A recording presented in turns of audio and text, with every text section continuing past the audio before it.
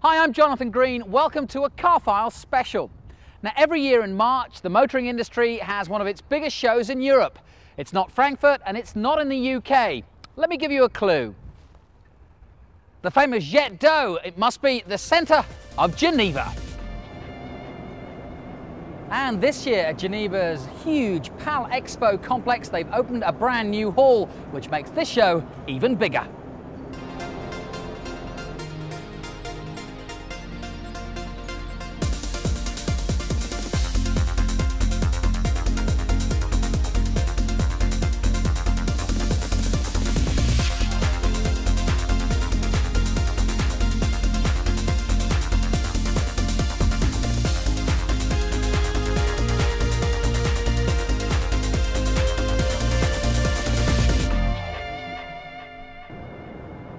Now, before we take a look at the all-important production models, let's take a first look at the concept cars here at the show. And Swiss company Rinspeed have really played a blinder at their home show with this, the Rinspeed Bedouin, which they're calling their Oriental Quick Change Artiste. Now, remember last year's Rinspeed concept? This was their incredible shrinking car, which could turn from a four-seater to a two-seater at the flick of a button. Well, this year the Bedouin is based on the Porsche 996. Goes one step further, as this investigates the true possibilities of an MPV. After all, MPV does stand for multi-purpose vehicle, so let's see a car which really can take on many different roles. At the push of a button, the Rinspeed Bedouin concept can be transformed from a roomy two-seater pickup into a sporty yet spacious four-seater estate with a trendy all-road look. The rear space that's released from this transformation can be used as a covered cargo bed, if you like, by folding down the backrests of the rear seats. Talk about transformers, but this isn't a robot in disguise, for this is a genuinely fresh look for the future from one of the world's most innovative car design companies. Well, as you know, traditionally we always have a movement, a kinematic transformation in our cars. Last year it was extending the wheelbase, so this year we thought of something practical to make it a station wagon into a pickup within 10 seconds and vice versa. And who would you expect this sort of car to appeal to? Well, it's a car which we call Bedouin, which indicates, let's say, the sand, the desert, which indicates also the Middle East, people who'd like to go a little bit off-road, drive still fast on the roads. So I think it's a car maybe, for, as I said, for the Middle East or for the American market. Well, let's see that transformation again. First of all, the entire roof is lifted. Then the front part of the roof folds in, and the effect becomes a new tailgate window. The rear part of the roof turns into the cargo bed. The tailgate is also electrically powered and can extend this cargo bed further if required. Clever, eh?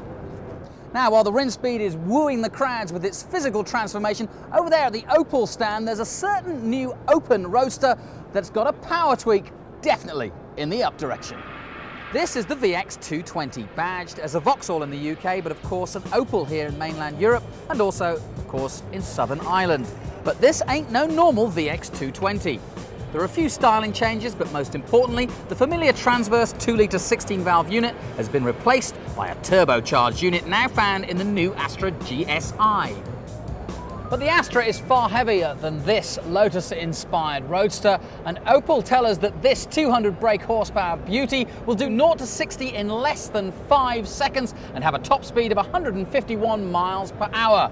And we've heard down the grapevine that they're even planning to bring out a limited edition VX, which will have even more power. So watch this space.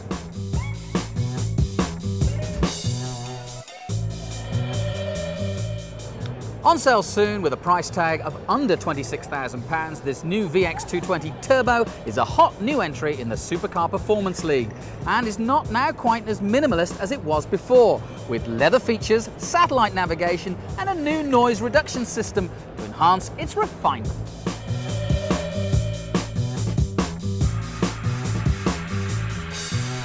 But we can't leave the Opel stand without gawping at the potential new Astra. Having to face up to the all-conquering Ford Focus and the new VW Golf out soon, the General Motors designers have pulled out all the stops to pen the curves for a show-stopping concept they call the Genève, the French word for Geneva. Okay, so it's not a new Astra officially, but they'd be daft to ditch the basics of a car that's created such a stir here.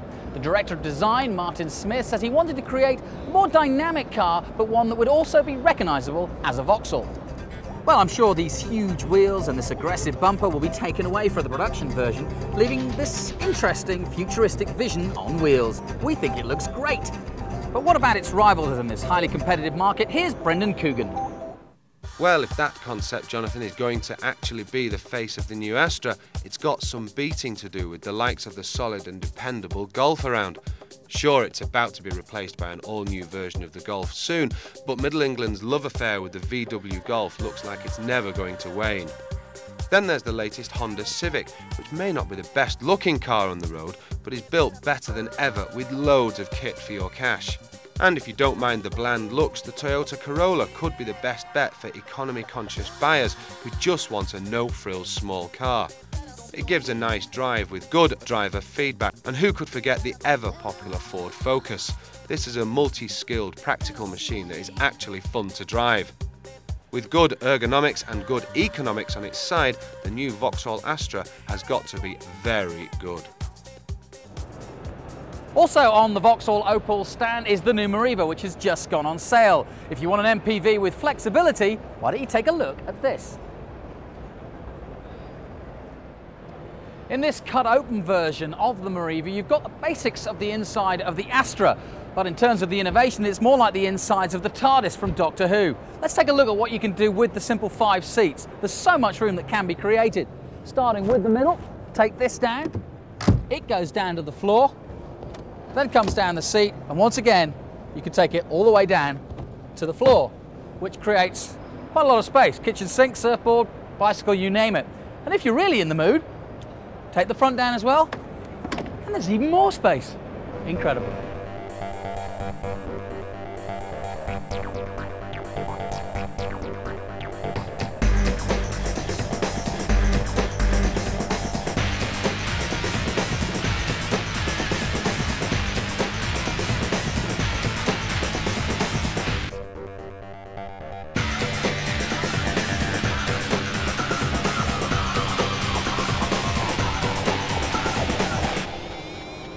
Let's cross now to General Motors' arch rivals and spy on the Ford camp. Now remember a few years ago that Ford said they would bring out a mini MPV based on the Focus, but they scrapped the project probably due to the fact that Vauxhall brought out the excellent Zafira first. Well, this is the all-new Ford C-Max, and it's actually not based on the current Focus platform, but on the next. We saw the concept version of the C-Max at last autumn's Paris show, but this is the finished production version. Now at first glance it looks rather like the Ford Fusion, which is a mini MPV based on the Fiesta, but looking closer there are plenty of differences which may point to the styling direction of the all-new Focus itself. The interior is far classier than the rather dull Fusion, plus the styling is far more purposeful. To survive, the C-Max has to go for the jugular in the mini MPV market, but instead of a bite of the neck, the C-Max will only be able to take a light peck, as it's only got 5 seats. So this is a Renault scenic rival, certainly not a comparison for the Zafira. Now Ford tell us that in their surveys, people have told them that they don't need 7 seats, but it's nice to know that you have them in an emergency. Practicality aside, there are loads of technological advancements with the C-Max, including the all-new 1.6-litre TDCi diesel engine, co-developed with, believe it or not, arch rivals Peugeot and Citroën. But talking of the French, here at Geneva, they've unveiled the all-new Renault Scenic, definitely a rival of the new Ford C-Max. This is the first time it's been seen, but to be honest, there aren't many surprises, as the styling cues have come from the current design direction of the latest family of Renaults. This is the car that will form the platform for the all-new Nissan Almera Tino next year. But there are some surprises that you can see, like this full-length glass roof, which is rather nice. And the kit levels announced today also include parking sensors, usually the domain of executive cars. The instrument binnacle is all digital. It can take some getting used to, but that's even an onboard computer to warn you of any potential component failure.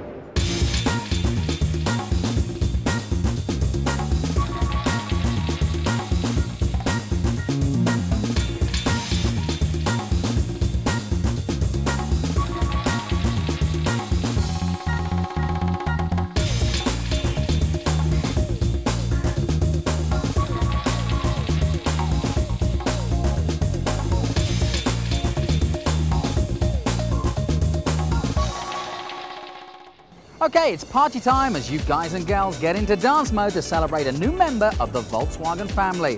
And I have to warn you, any second now, someone on this stage is about to go topless. As the covers come off, yes, it's going to be this, the VW Beetle, but it's gone topless. So what do you think? Is it the moment you've been waiting for? Well, as you can see, this car has clear visual links with the original Beetle Cabriolet, which of course was one of the world's best ever selling open-top cars. But VW hope that this car will also be one of the safest. They've also got a built-in rollover protection system, which in case of an accident will pop out from the rear seats and protect you from getting hurt.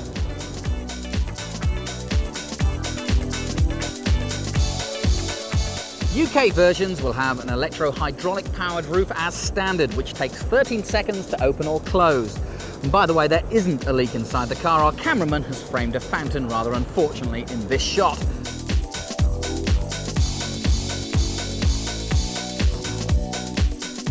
Now on the inside there have been a few styling changes to the open-top Beetle. You'll get a new centre armrest with lockable compartment, kind of essential that it locks in a cabriolet, and this will also hold an optional 6-disc CD changer. Like the original new Beetle, the cabriolet version will be built in Pueblo Volkswagen plant in Mexico. And if the thought of a Mexican-built car sends shivers down your spine, VW tell us that the plant has just as high standards as the German plants, so don't worry about potential dodgy build quality. The new Beetle Cabriolet is a style machine, and in a way so is the new Smart Crossblade. Much more rugged with an interior that can be hosed out if required, the Crossblade is really a four-wheeled motorbike. Then there's the Audi TT Cabriolet. Okay, much more cash, but if you want to make an impression, the TT will do it in spades. Plus, the TT actually looks good in both coupe and open-top forms, whereas the jury is still out on whether the VW has lost its charm by slicing off the classic Beetle curves. Not forgetting the Peugeot 206cc with its folding hardtop influenced by Mercedes SLK. This has become one of the most popular open-top cars ever launched, though the tiny back seats are strictly for kids with skinny legs.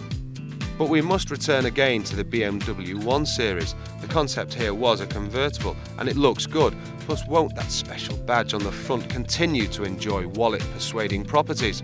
So will there be a queue to buy the new open-top Beetle? Only time will tell.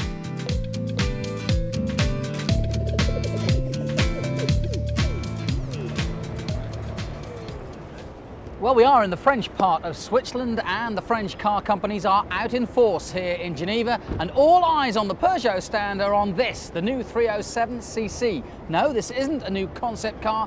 This car you'll be able to buy very soon.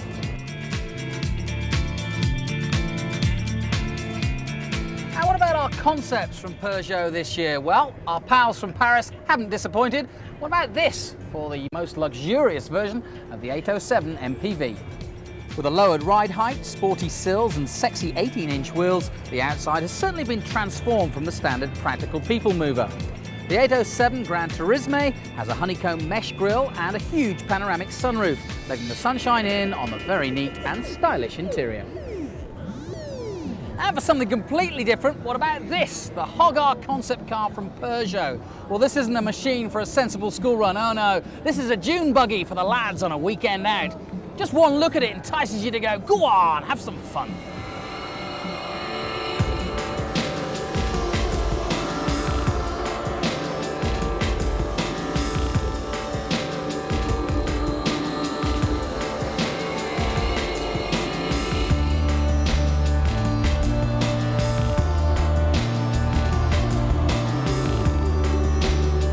The car welcomes you in via the gull-wing doors. Nice! The interior is a high-tech blend of aluminium and leather, even nicer.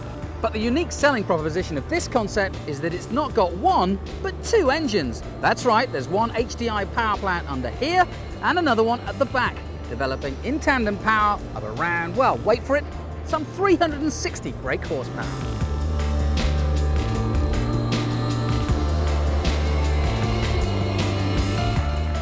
The torque value of this arrangement looks like a misprint, 800 Newton meters, but I guess the more power, the better to get down on those sand dunes. This astonishing looking machine will never be built, say Peugeot, but it shows that maybe one day there'll be a 4x4 of some sort in Peugeot's portfolio.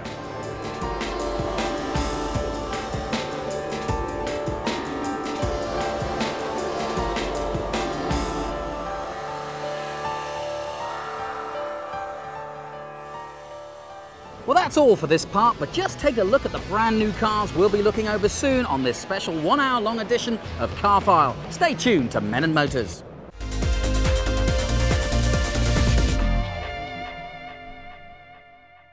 Hello and welcome back to this special extended edition of Car File, which brings you all the latest cars unveiled at the 2003 Geneva Motor Show.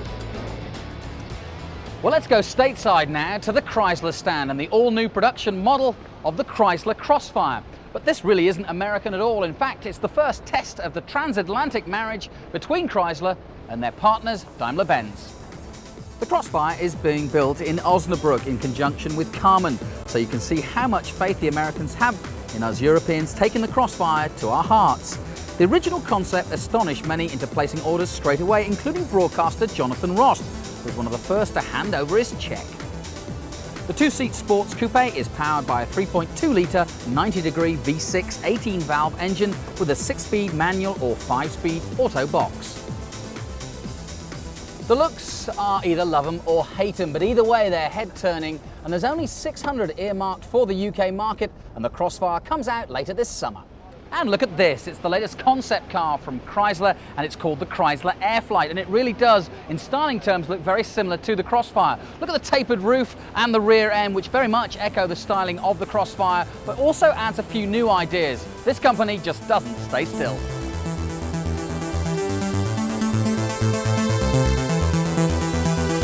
And the power just keeps on coming here at the Mercedes stand as we see their most powerful ever production car, the CL65 AMG. Twin turbocharged V12, this produces 612 brake horsepower and 1,000 Newton meters of torque. Whew. In a way, this car is comparable to the CLK GTR, which offered Le Mans style motoring and performance. But this is for sale through normal Mercedes dealerships.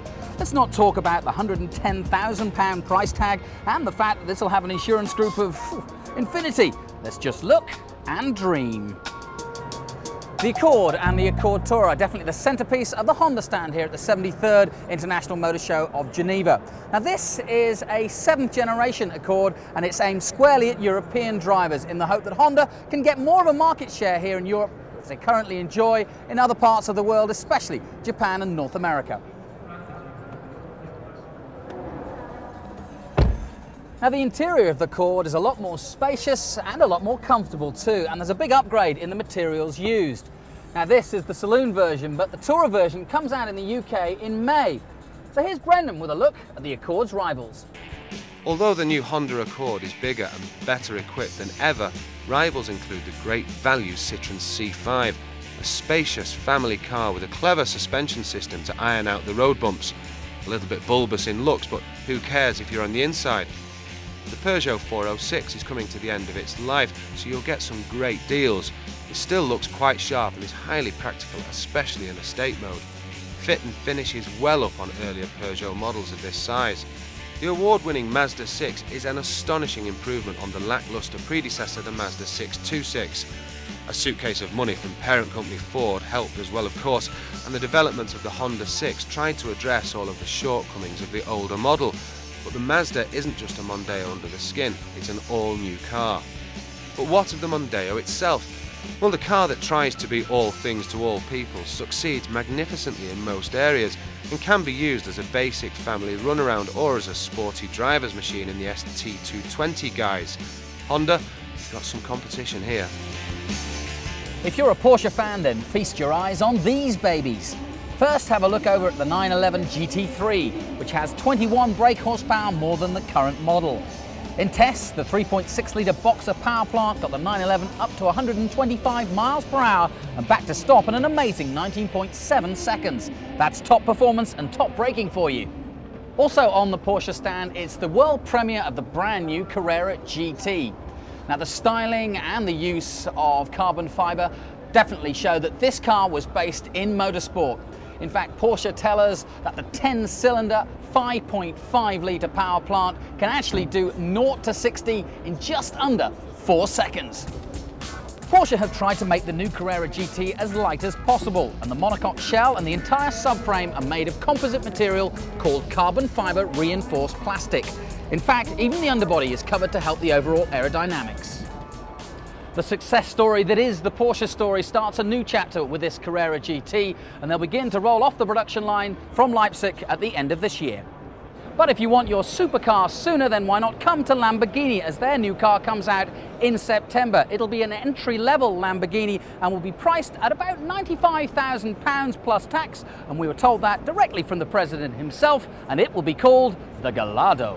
The Gallardo is really a cut-down version of the Murcielago and will give 500 brake horsepower from the V10 power plant. This two-seater will need to do battle against the likes of the Porsche 911 GT2 and the Ferrari 316 Modena.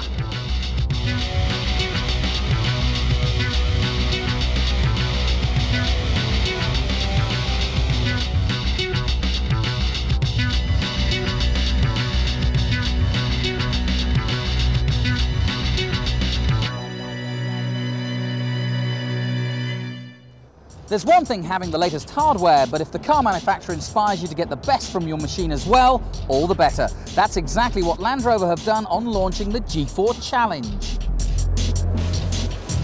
Now, the annual G4 Land Rover Challenge really builds on the brand's undoubted adventure lineage, as 16 nations take part in a multi-sport challenge, which also involves off-road driving, really pushing their skills to the very limit. And if you don't believe me, take a look at this.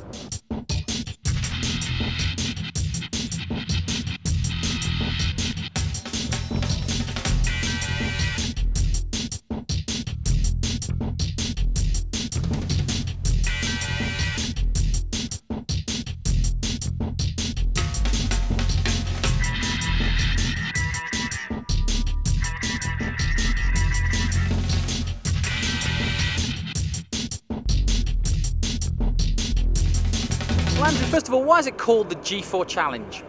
Well, it's called the G4 Challenge because it takes part in 4 different parts of the world. It starts in New York, we go to South Africa, we go to Australia, and then we finish in the west coast of the USA. And it also uses 4 vehicles from the Land Rover range. So we have the Defender, Freelander, Range Rover and Discovery. So it kind of all fits in very neatly. It's 4 different time zones, 4 different parts of the world, 4 different vehicles. What does Land Rover get out of this? We get a tremendous amount. Land Rover wants to be the world's leading brand in inspiring and delivering a sense of adventure, a spirit of adventure. And the G4 Challenge is all about adventure. So we want to show the world what we can do, and this is how we're going to do it. Now, besides the off-road driving, what kind of challenges have you got in store for the competitors? A lot of different challenges. Obviously, the driving is key to it. I mean, that's what Land Rover is all about. But we also have kayaking, we have mountain biking, perhaps even some horseback riding in the States, abseiling, and a lot of physical fitness as well. It tests their physical fitness and their mental agility as well. And what you've already mentioned, the vehicles that we used, they are across the range, or will you be using specific ones from? Well, in New York, for example, we're using Freelander. In South Africa, we'll be using the Defender. In Australia, it'll be Range Rover, and in the US West Coast, it'll be Discovery. This is quite an endeavour. I mean, you've already mentioned what it does for you as a company, but why choose this challenge? Why now? Why at this point? Like I said, Land Rover wants to own adventure, and this is a tremendously ambitious program, and we think we're going to be able to tell the world what we can do. And we'll get to see who wins the G4 Challenge later this summer. And in fact, Men & Motors will have an exclusive series on that challenge. But the winner, well, they'll get one of these, the latest Range Rovers. And although this isn't my shade, the winner will get to pick their colour of their choice.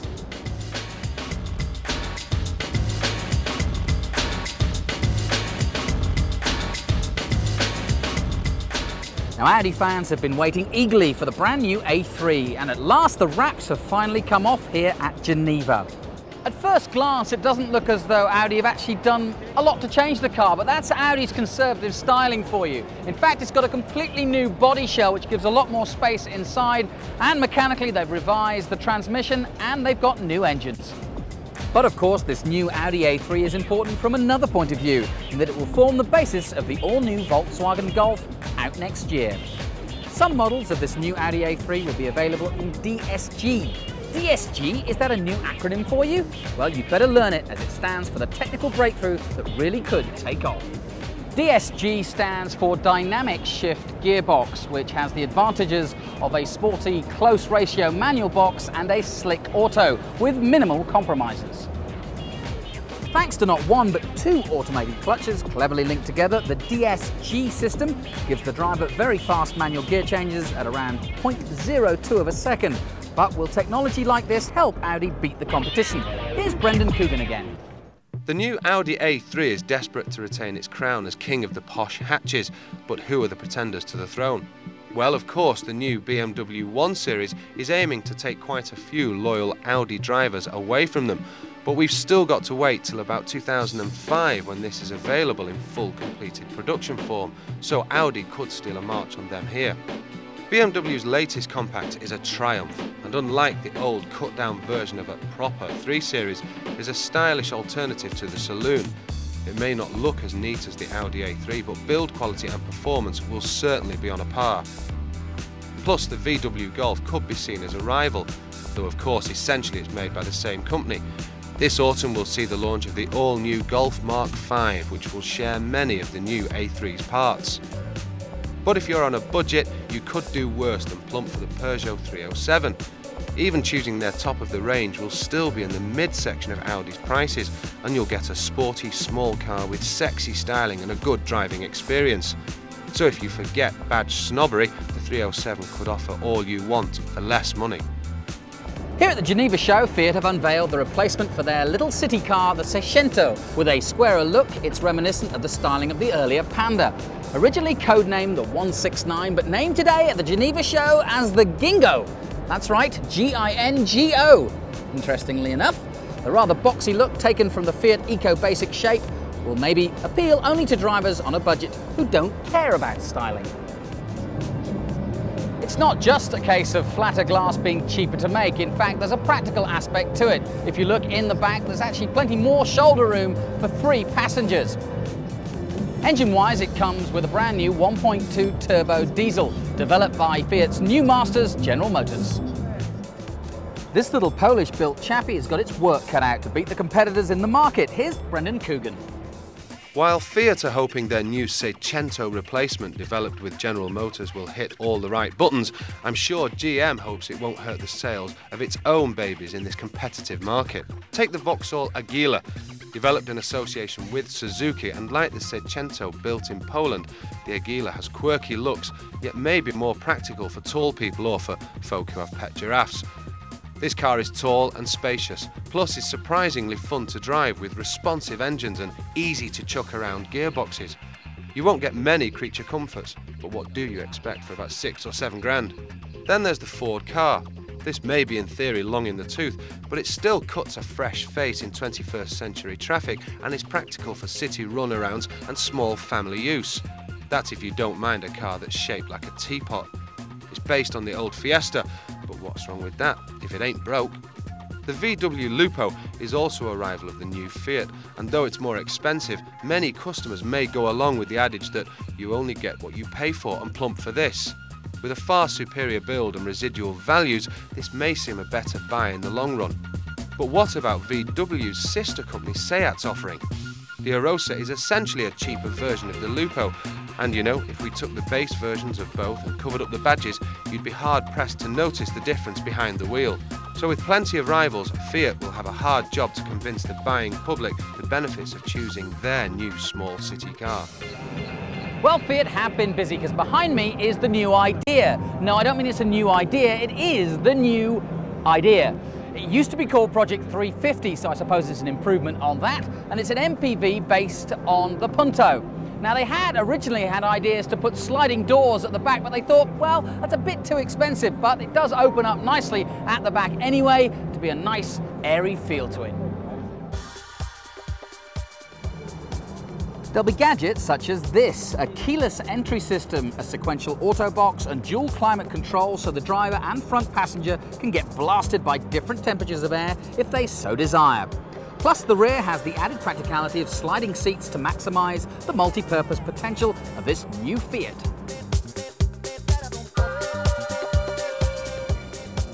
Well, so far we've shown you new cars which range from the affordable to the frankly unaffordable. And I'm pretty sure that this absolutely astonishing beauty would be firmly in the second category. The new Pagani Spider won't give you much change out of £260,000. That's right, over £250,000. The company is convinced that there is a market for supercars and looks on this as a convertible version of the McLaren F1. The 7-litre V12 engine was developed by Mercedes and AMG and has a 6-speed manual gearbox which will take its drivers comfortably to over 200 miles an hour. Of course, as long as you have your own private racetrack. We're taking a quick break now, but join us for some more concepts and new production models direct from the 2003 Geneva Motor Show.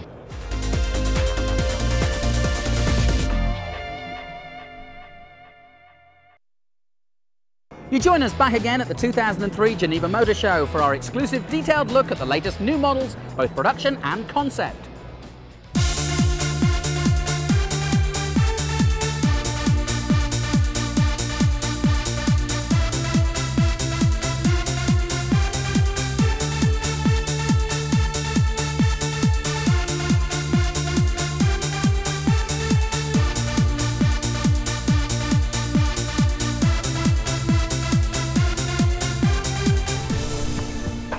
So what's happening on the Nissan stand? Well, this is the European debut of the dramatic 350Z sports car, which mixes retro sporty emotion with the latest racing car technology. Launched in Japan and the United States last summer, the 350Z has been fine-tuned for the European market, reflecting our different tastes and driving conditions. Nissan has been very busy recently, and this is their fourth all-new car to be launched after the new Primera, X-Trail and Micra. And they haven't been hanging around in the concept market either. This is the new Avelia, and it combines the practicality of a hatchback with the sporting lines of a coupe. And no, this was not penned in Japan. In fact, this comes from the brand new CAD department based at Nissan in London. The idea was to create a car that would appeal to the emotional needs of an image-conscious motoring enthusiast who had a young family. Well, there's certainly lots of people like this, maybe you're one of them. But isn't this car then a huge compromise that satisfies nobody? The kids can get in the back easier with the central B pillar removed, and there are sliding parallel opening front and rear doors. There is space at the back, but the driving space and position is from a traditional sports car. The Avelia may not be too hard to turn into reality. The Almira will need replacing soon, and the concept is based on its sister car, the Renault Megane. So the Avelia could be hitting the road soon.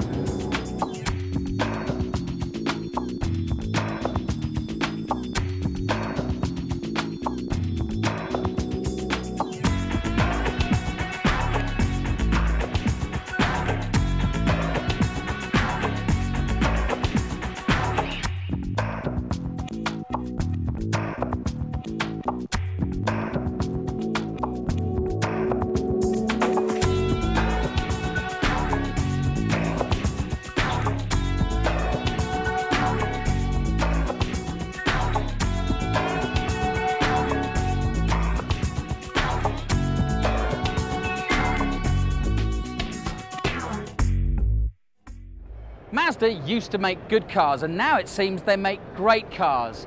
Last year alone in the UK, sales rose by 33%. And this, the Mazda 6, won many awards and swayed even loyal Vectra and Mondeo fans away from their loyal past.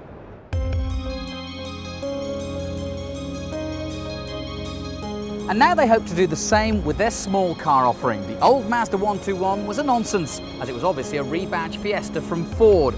This, however, is the all-new Mazda 2, just rolled off the new production line in Valencia in Spain. This is their new and a second phase in Mazda's major model renewal program.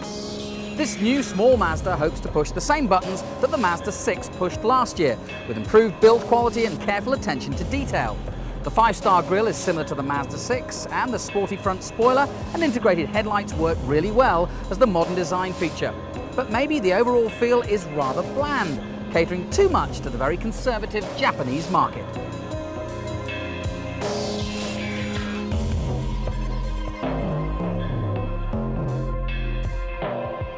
The basic list price for the 1.25S will be around £8,800, and the Mazda 2 will go on sale in a few weeks' time and could actually break Mazda into the big time at last.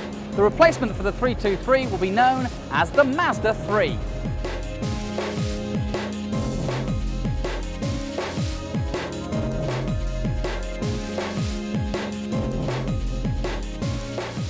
I think what we've tried to do with our numbering system is try and simplify people's understanding of where our products are and how they're positioned.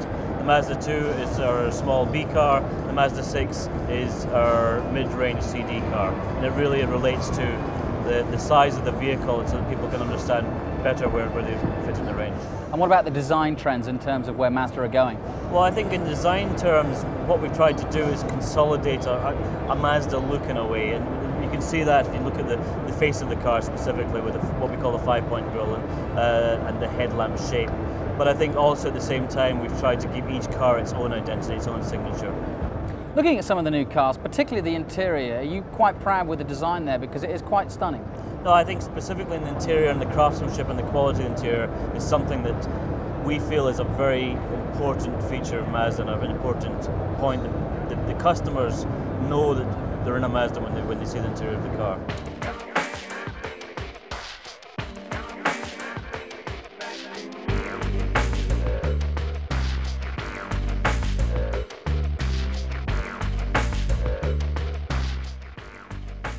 Mazda are showcasing this beauty as their concept this year at Geneva. It's called the MX Sportif and may show the direction that the company will take with the new C-segment cars in the future.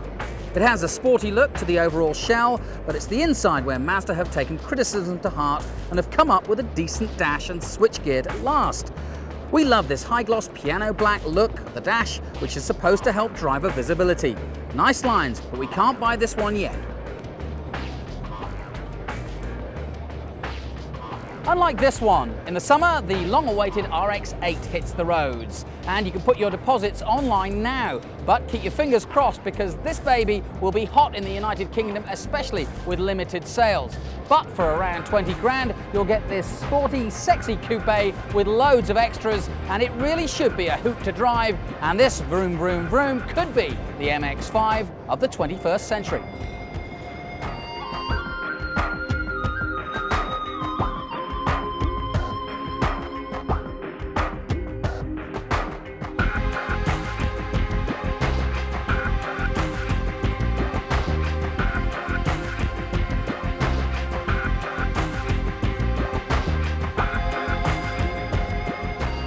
This is the Volkswagen Touareg, and it's an interesting name, named after a tribe in the Sahara Desert, but you probably already knew that. But what you probably didn't know was that it's priced between 30 and 50 grand for the top-of-the-line 5-litre version, which is definitely aimed at the BMW X5 region.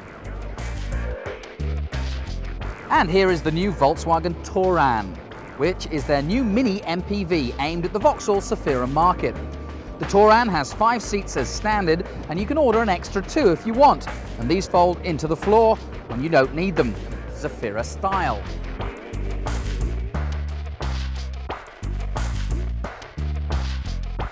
The VW Touran has a rigid body shell with completely new 4-link independent rear suspension, a new system that will feature on the next generation Golf, so we must check it out here first.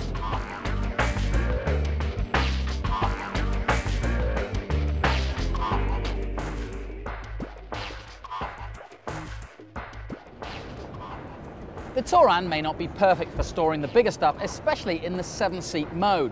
But Volkswagen tell us that it's great for storing smaller items. In fact, we're told there's 39 different compartments. No, I won't go and count them. But anyway, what about its rivals? Well, Brendan takes a look.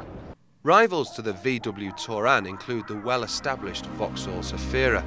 With its innovative interior including 2 pop-up rear seats and with a mantelpiece of awards over the last 3 years, it's a pretty strong contender. And this was the car which stole the march on Ford, who abandoned the mini MPV based on the Focus. But they've now got the C-Max, which the next Focus will be sharing components with. It has loads of practicality and has the reliability and economy that the blue oval offers. Then there's the Toyota Verso. Based on the Avensis, this pretty ugly design is a shell for 7 quite large seats and a futuristic dash taken from the Previa. You'll get loads of gear for your money, so the Verso scores highly on the value front. And the new VW also has to convince customers about to sign cheques for the Honda Stream. This is a mini MPV with a sporting heart, which will appeal to the boy racers who find themselves lumbered with a family. But the 123 brake horsepower of the Stream offers real get up and go. All these rivals to the VW Touran. Let battle commence.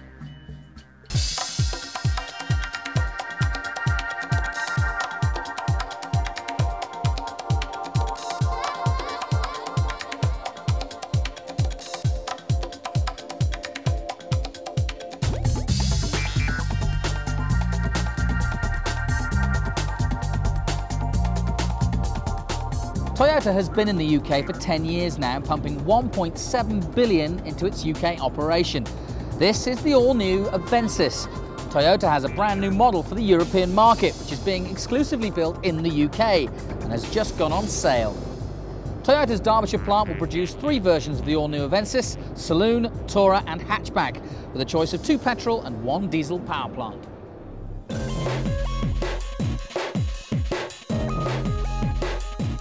Okay, car nuts, what does CSL stand for?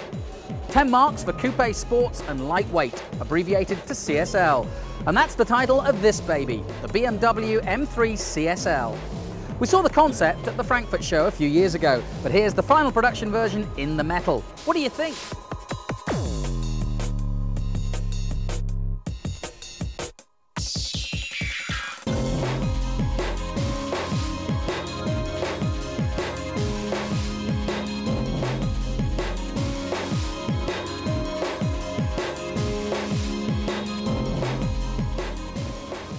This CSL series has a great heritage behind it.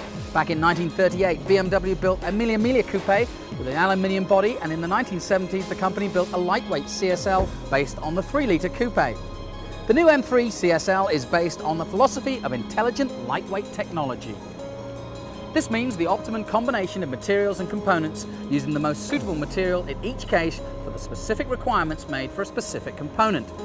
This strategy leads straight to Formula 1 technology, featured by M3 CSL in some fundamental areas for practical use on the road.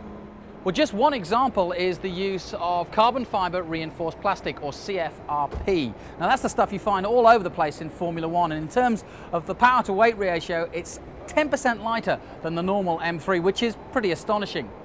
And by the way, if you're wondering why we haven't been showing you the brand new 5 Series BMW, well, it's not here in Geneva. No, I'm afraid it wasn't ready in time. But BMW do tell us that it will be ready by late September to go on sale in the UK, and we can't wait.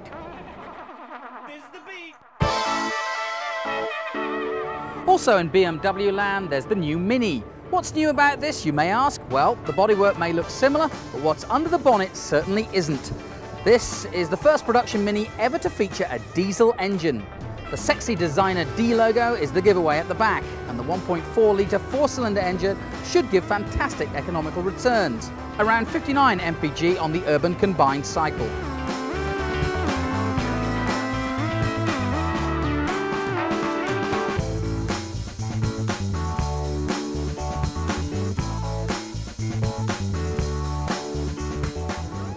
Now, you know the shock when you get when you find out that 2 very unlikely people have been having a relationship. And what's even worse, when you discover that it's been going on for years. Well, I've got a revelation for you. The new diesel engine has been born out of a 2-year relationship between BMW and Toyota. These unlikely bedfellows have been working on various engine designs linked with a 6-speed manual gearbox will give the Mini 1D driver a very nippy and efficient city car. A diesel Mini, who'd have thought it? Any bets on the first Formula 1 diesel car?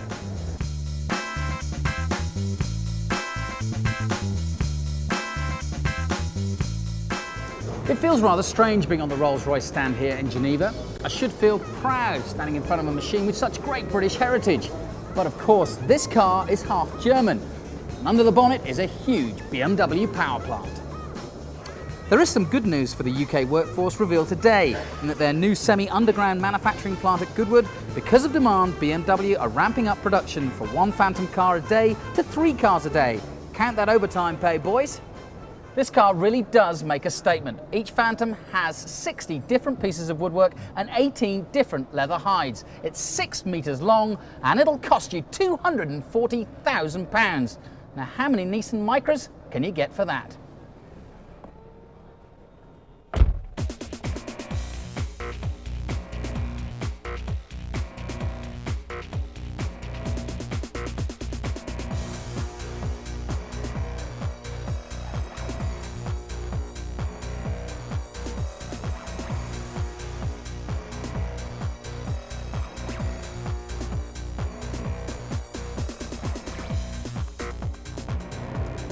Well, that concludes our look at the very latest production and concept cars here in Geneva in Switzerland. I hope you've enjoyed our look at all of them. From me, Jonathan Green, drive safely, and we'll see you next time.